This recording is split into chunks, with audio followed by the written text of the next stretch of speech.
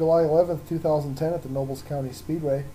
First race of the night was the Sportsman Division. The Probes go down into turn number 1. 33 car Brent Holstein charging hard here, makes contact, hits the tire, contact with the 75. 75 would get loose while trying to save it. The 7 hits him pretty hard there. Holstein back toward the front after having to go to the rear for the caution, making a move on Sampson in the 27. This contact right here though, Holstein and Sampson have cut Holstein's rear tire. Now on to the final lap as Sampson sets up the 75C car. Down into turn 3, makes contact. 75C goes around with a lot of help from Sampson. 75C would end up getting the win. Hobby stock feature now. Hard racing between the 59, 69, and the 5L. Right here, the 5L would take the lead for a moment. Caution would come out, and you have to work his way back into the front again. After getting there, another caution would come out. Ryan Rogers in the 51 gets loose and spins out. 5L leading down the back straightaway now. Here he's got the 17 of Justin Lunenberg in tow. A little bit of contact right here, the 17 into the 5L. 5L now here under the final lap leads the field.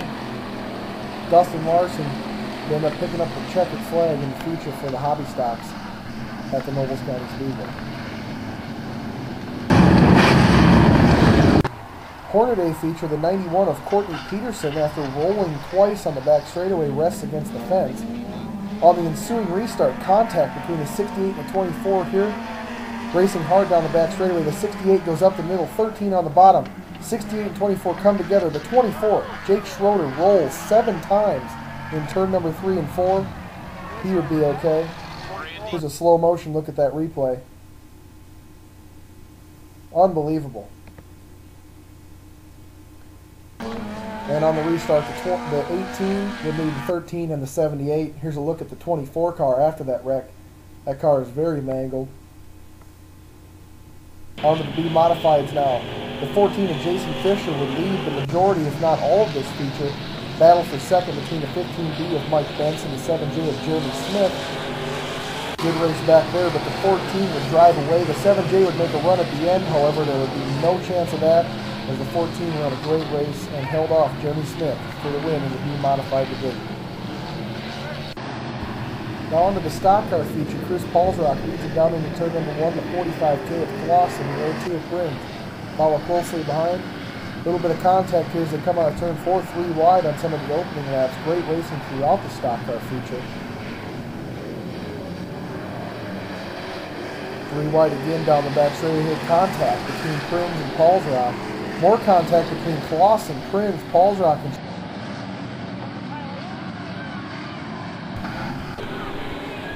final lap now. This is basically the entire race, side by side.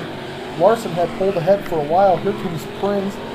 He knows he's ahead in turn 3. But coming out of 4, Larson with the momentum on the outside. Jim Larson would pick up the feature win in the stock cars in the number 6L. On to the A-modified class now. The 12H leads in the Steves for charging hard. Dwayne Hansen there, Don Garrettson.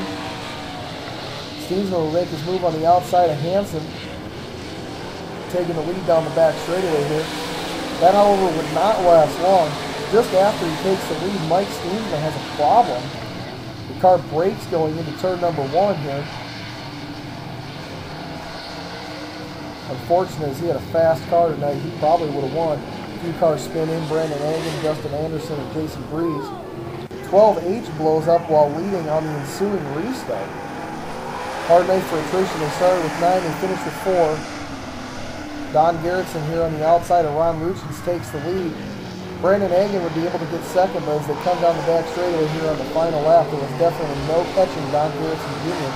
as he pulled away, followed by Brandon Hagen, Ron Luchins, and Justin Anderson. That was how they would round out the finish and the A feature for the modifieds.